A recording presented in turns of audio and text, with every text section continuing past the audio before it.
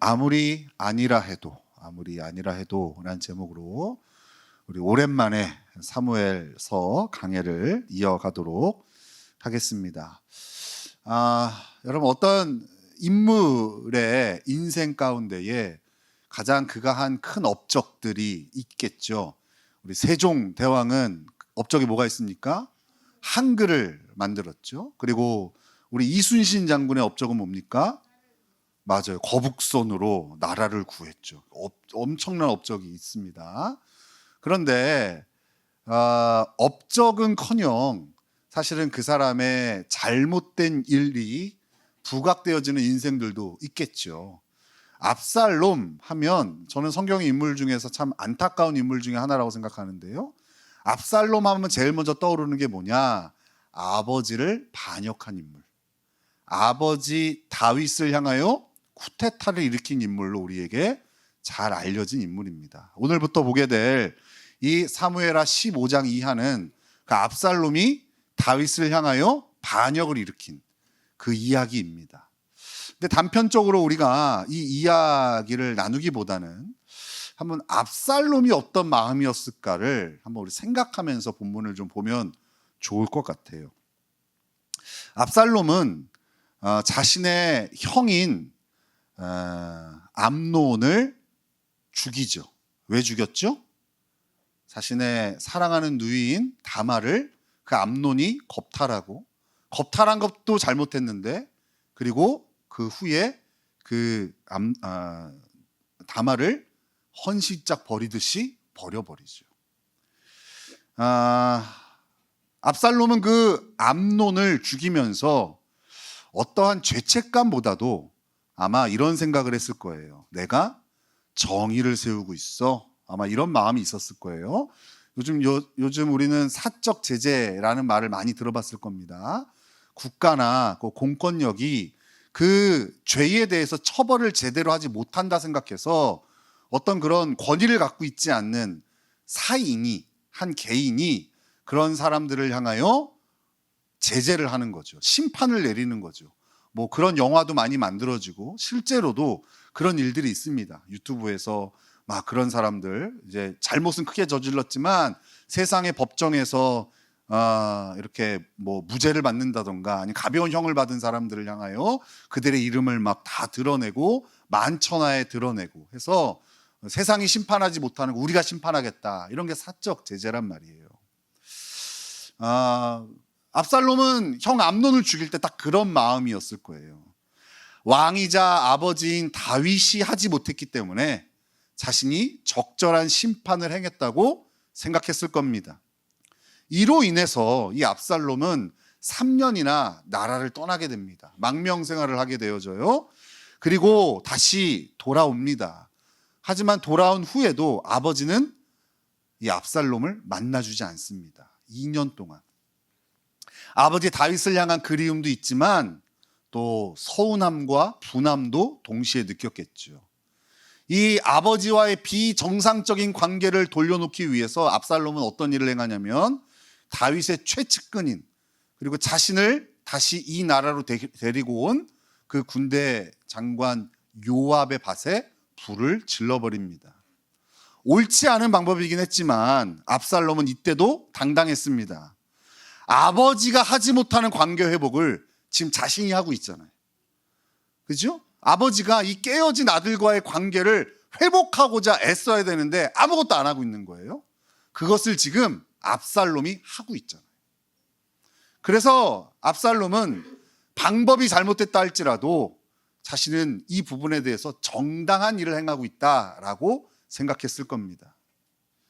이제 압살롬은요, 이제 오늘 본문에서 나라를 바로 세우고자 합니다. 나이 많은 아버지 다윗과 그를 따르는 노회하고 게으르고 부패한 신하들을 대신하는 젊고 정의로운 새로운 왕국을 세우고자 하는 거예요. 압살롬은 날마다 호위병 50을 거느리고 성문에 섭니다. 그리고 억울한 일이 있어서 왕에게 재판을 청하러 아침 일찍부터 사람들이 몰려오는 거예요. 억울한 일이 있으니까 왕에게 다가와서 하소연하고, 요번에 보니까 뭐 대통령과의 대화 뭐 이런 거 아니, 각 지역마다 가니까 막 민원들을 넣더라고요. 뭐 우리 집 앞에 뭐 쓰레기 소각장이 놓는데 그거 왜 하필 우리 집이 막 이러고 하잖아요. 그렇죠? 아무리 세상에 뭐 군청 가고 떠들어봐도 안 들어주니까 대통령 만나면 해결될까 해서 오잖아요. 그런 것처럼 사람들이 그 왕 앞에, 궁전 앞에 나오는 거예요. 이 압살롬이요, 아침마다 이 사람들을 만나는 거예요. 한번 생각을 해보세요. 압살롬 외모가 출중했습니다. 그죠? 누가 봐도 저 사람 왕 해야겠다 하는 정도의 외모를 갖고 있었던 사람이에요. 그런 젊고 잘생긴 압살롬이 호위병 50을 거느리고 누가 봐도 유력한 차기 대권주자가 백성들의 손을 만져주면서 그들의 이야기를 들어준다고 생각을 해보세요. 여러분, 그것만으로도 백성들은 큰 위로가 되었을 거예요. 지금 왕 다윗은 우리를 상대도 안 해주는데 이 다윗의 아들 압살롬은 우리의 이야기를 들어주고 또 우리의 마음을 헤아려 주는구나.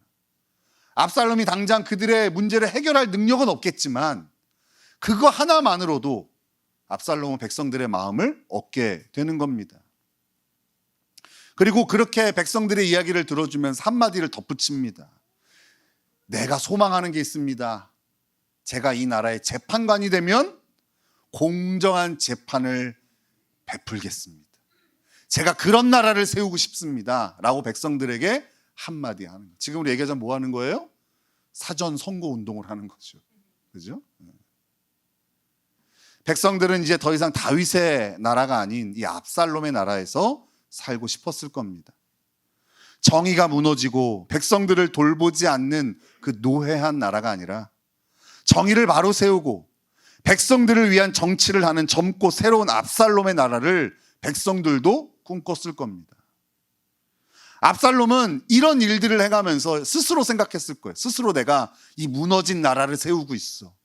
이렇게 망가진 이 나라의 시스템을 내가 바로 세우고 있는 거야. 압살롬은 형 암논을 죽일 때처럼, 그리고 요압의 밭에 불을 지를 때처럼 아버지의 왕권을 자신이 차지하는 것이 스스로 옳은 일을 하고 있다라고 생각했을 거예요. 그런데요, 하나님도 그렇게 생각하실까요? 압살롬은 자신이 옳다라고 생각하지만, 자신이 정당하다고 생각하지만, 방법은 좀 틀릴 수도 있지만 내가 하는 일이, 동기부터 모든 일이 옳다라고 생각하겠지만 과연 하나님도 같이 박수를 쳐주겠냐는 거예요. 우리 한번 6절을 같이 읽겠습니다. 6절 같이 읽습니다. 시작.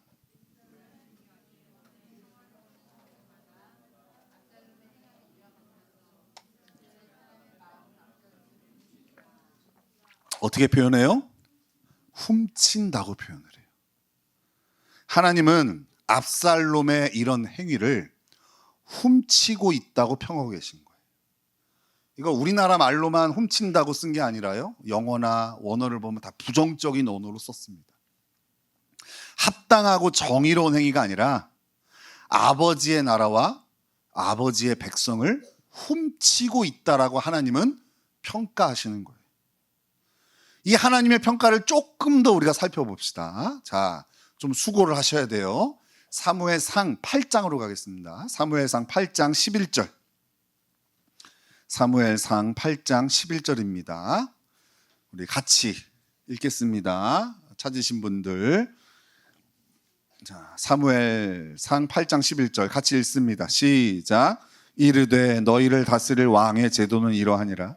그가 너희 아들들을 데려다가 그의 병거와 말을 어거하게 하리니 그들이 그 병거 앞에서 달릴 것이며. 여러분, 이 장면은 뭐냐면요, 이스라엘 백성들이 막 왕을 요구하잖아요. 사무엘에게 우리도 다른 나라처럼 왕을 주세요. 전쟁 나갈 때 우리를 앞장서서 이끌 수 있는 왕, 다른 나라는 다 있는데 우리는 왕이 없어요. 우리한테 왕을 주세요 라고 요구합니다. 그때 하나님께서 사무엘을 통하여 경고하시는 거예요. 너네가 그렇게 왕을 구하지만 그 왕이 결국 너희 아들들을 데려가서 그 왕의 신하를 삼고 왕이 끄는 병거와 말을 끌게 할 거다. 결국 그 왕이 너희를 위해서 존재하는 게 아니라 너희가 그 왕을 위하여 많은 것을 빼앗기게 될 거다. 이렇게 경고하신 거예요. 이 하나님의 경고에 부합하게 행동하는 이가 바로 압살롬인 거예요. 하나님은 그 압살롬의 행위를 훔친다고 표현하시면서 이 왕이 세워졌을 때 경고했던 그 빨간불이 바로 압살롬이라는 것을 알려주고 있는 거예요. 압살롬은 하나님의 경고대로 백성을 착취하고 아버지의 백성을 훔치는 도둑놈에 불과하다고 하나님 평가하시는 거예요. 여러분, 너무 차이가 크지 않아요? 압살롬은 스스로가 옳다, 자기가 정의를 세우고 있다, 자기가 이 나라를 위해서 백성을 위해서 행하고 있다라고 하지만 하나님은 저 도둑놈이야 이렇게 평가하신다고요. 여러분, 우리는 우리 스스로가 꽤 똑똑하고 지혜롭다고 생각을 합니다. 물론 여기 계신 성도님들은 이 얘기를 들으면 나는 아니지라고 고개를 저을 수도 있어요. 그러나 다른 사람에게 듣는 훈계나 또 교훈을 듣는 태도를 보면 우리는 스스로를 얼마나 지혜롭게 생각하는지 알 수 있습니다. 나이가 들고 경험이 쌓이고 지식을 습득하면 우리는 그것을 어디에 사용하냐? 우리 스스로를 방어하는 데 사용합니다. 내가 얼마나 합리적이고 옳은 선택을 했는지 포장하는데 그 모든 것들을 사용하는 것이죠. 그리고 스스로가 그 논리에 설득되어져서 당위성을 갖습니다. 내가 옳아. 내가 지금 하는 일은 그럴 만한 이유가 있어. 라고 하면서 스스로가 진리가 되는 거죠. 결국 잘못된 길을 가면서도 그 길이 잘못된지도 모른 채 회개의 기회를 놓치고 멸망의 결과를 맞이하게 되는 거예요. 이 인생이 누구의 인생이었어요? 압살롬의 인생이었어요. 상처로부터 시작된 그의 생각을 그가 가진 탁월함을 사용하여 합리화하였어요. 맞잖아요. 그 형으로부터 받은 상처, 아버지로부터 받은 상처, 거기서부터 시작된 왜곡된 사고를 그가 자신이 갖고 있는 탁월함으로 해석해버렸다고요. 왜곡된 사고와 왜곡된 결과를 그는 옳다라고 스스로 규정지었다고요. 그래서 그는 사람을 죽여도 남의 재산을 빼앗고 피해를 주어도 그리고 아버지의 나라를 빼앗으려 해도 압살롬은 그것을 잘못된 일이라 여기지 않았어요. 그가 갖고 있던 방어 기제가 이렇게 작동을 한 거예요. 그가 남들보다 지혜롭고 똑똑하고 많이 배우고 많은 경험을 한 것, 하나님이 주신 많은 달란트들을 오로지 자신이 옳다라는 것을 증명하는 데 사용한 거예요. 우리도 그렇잖아요. 우린 틀릴 일 없잖아요. 그러니까 다른 일을 비난하잖아요. 문제가 있는 건 나는 틀릴 리가 없으니까 너가 문제야 라고 하잖아요. 그리고 상대가 얼마나 틀렸는지에 대한 공격뿐만 아니라 내가 얼마나 옳은지에 대한 방어에 우리는 많은 에너지를 씁니다. 우리는 그럴 만한 거죠. 그럴 수도 있는 거죠. 그죠? 이런 논리가 철저하게 박혀 있어요. 압살롬처럼 탁월하고 미래가 창창한 청년이 이렇게 무너진 거예요. 이런 상상을 해봤어요. 압살롬이 다윗처럼 하나님의 말씀을 목숨처럼 여기는 자였다면, 그의 상처와 아픔에서부터 그의 생각이 시작되지 않고 하나님의 은혜와 사랑에서부터 그의 생각이 시작되었다면 압살롬은 아마 다윗 못지않은, 아니 다윗을 뛰어넘는 성군으로 오늘 우리에게 소개되고 있을 겁니다. 지난주 저는 이 시간에 신망의 교회에 가서 말씀을 인도했어요. 이제 중직자 모임이라고 그래서 한 70여 명 정도가 모여 있더라고요. 교회에서 중요한 직책을 얻고 직분을 얻고 또 중요한 일들을 하시는 분들을 모아놓고 감사하게도 저한테 말씀 전하는 기회를 주신 거예요. 제가 이제 해달라는 부탁을 듣고 고민을 했어요. 어떻게 전해야 되지? 우리 교회는 장로님도 없는데 그 장로님 많은 교회 가서 내가 뭘 전해야 되지? 중직자는 어떤 태도를 가져야 되고 중직자는 뭘 해야 되고 그걸 내가 어떻게 전하지? 우리 교회는 중직자가 없는데 그런 생각이 드는 거예요. 제가 목회하면서 한 번도 제 손으로 안수해서 직분을 준 사람이 없는데 아니 그곳에 가서 내가 무슨 중직자 교육을 할 수 있어? 라고 고민을 했어요. 그런데 여러분 한번 이런 제가 생각을 해봤습니다. 신앙생활이 오래되고 교회의 중요한 일을 맡은 일일수록 중요한 게 뭘까? 하나님 말씀에서 출발하는 거겠구나. 이 생각을 했어요. 그러니까 중직자이기 때문에 더 수준 높은 뭔가가 아니라 중직자라는 타이틀을 얻은 사람일수록 더 기본에 충실해야 되는 거예요. 기본이 뭡니까? 하나님의 말씀 앞에 서는 것이죠. 그래서 경건의 시간을 갖고 갔어요. 그래, 중직자들이라고 해서 제가 경험해 보니까 성경을 더 잘 피는 게 아니더라고요. 그래서 가서 물어봤어요. 앉으신 분들한테. 여러분 여기 중요한 일들 맡으셨잖아요. 주일학교 교사도 있고 뭐 성가대원도 있고 뭐 거기 또 회사에서 또 중요한 일들 하시는 분들도 와 있어요. 이제 재활 이렇게 뭐라고 해야 됩니까? 사회복지재단이니까. 물어봤죠. 여기 계신 분들 중에 매일 성경을 핀다 한번 손 들어보세요. 수줍게 2명 이렇게 들더라고요. 손 내리시고. 내가 아침에 눈을 뜨면 제일 먼저 성경을 펴서 주님과의 교제 시간을 갖는다. 손 들어보세요. 한 분이 조용히 손을 들더라고요. 70명 중에 교회의 가장 중요한 일을 맡았다고 하는 사람에게 하루의 첫 시간이 하나님부터 시작하지 않는 거죠. 그럼 생각해 보세요. 이들이 하는 모든 하나님의 일이라는 것이 어디서부터 출발하는 거예요? 나의 왜곡된 사고와 생각에서 시작되는 거예요. 나의 상처, 나의 아픔, 나의 왜곡된 경험, 이런 것들이 스스로가 옳다라고 판단하며 열심을 행하는데 그것이 오히려 교회에 해가 되는 경우들이 얼마나 많겠어요. 하지만 자기는 틀릴 리가 없기 때문에 그 문제를 모두 남한테 뒤집어 씌우죠. 왜요? 그렇게 50년, 60년 전문가로 살았거든요. 남 탓 전문가로. 그래서 자신 있게 우리가 나눴던 경건의 시간을 2시간 가까이 나누고 왔어요. 교회에 오래 있었던 일일수록 진리보다 자신의 논리가 우선될 가능성이 많기 때문에 자신 있게 말씀을 전했고 또 목사님이 아주 흡족해 하셨습니다. 우리는 다 나름의 논리가 있어요. 그리고 그 논리는 그럴듯합니다. 그리고 이 논리가 하나님 말씀보다 앞서서 진리의 자리를 차지하기도 합니다. 이게 정말 위험한 거예요. 하나님의 그 진리의 자리, 하나님 말씀이 차지해야 될 진리의 자리에 나의 사고, 경험, 생각, 상식이 차지하는 건 되게 위험해요. 그 위험하다는 걸 지금 압살롬을 통해서 얘기하고 있는 거예요.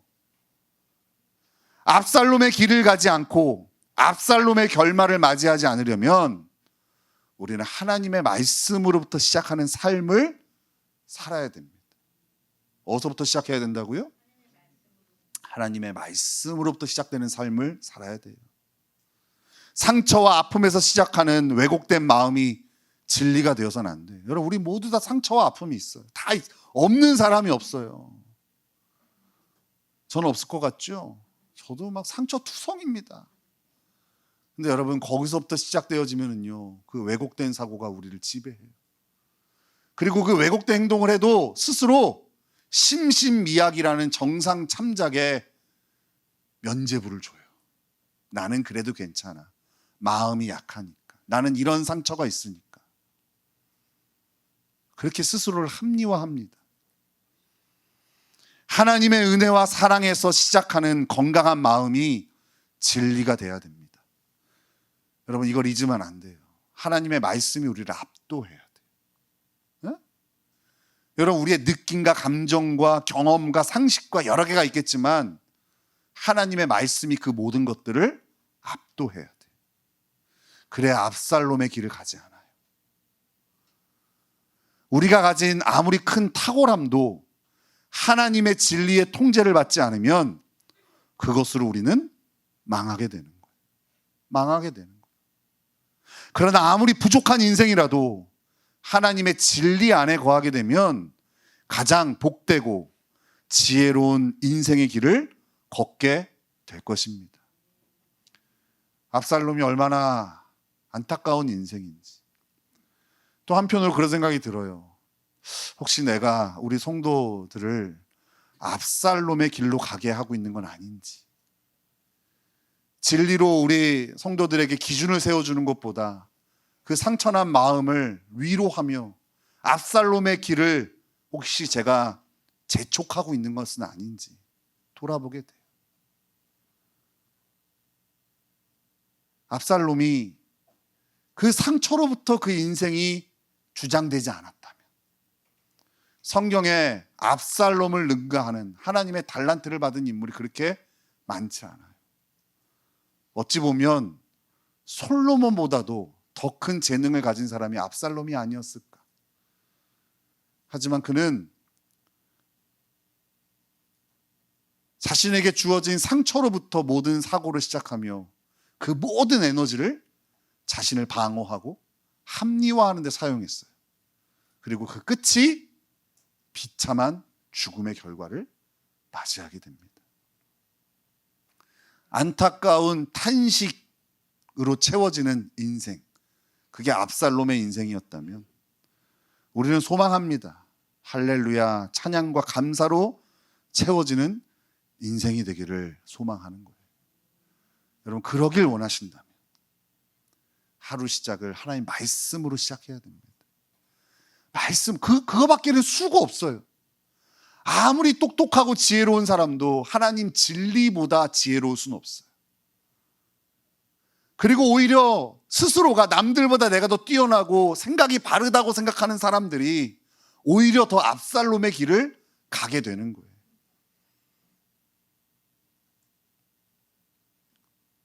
우리는 날마다 아침에 눈을 뜨면 하나님 말씀 앞에 서야 됩니다. 이거 말고는 우리가 하나님께서 주어주신 이 죄악이 관영한 세상의 길을 완주할 수 있는 방법이 없어요. 다시 마음을 새롭게 하여 여러분, 하나님 말씀으로부터 시작하십시오. 우리의 상처와 아픔이 말씀 안에서 치유되어지고 말씀으로부터 압도되어져서 그 왜곡된 것들이 열매 맺는 인생이 아니라 하나님의 진리가 건강하게 열매 맺는 저와 여러분 되시기를 예수님의 이름으로 축원합니다.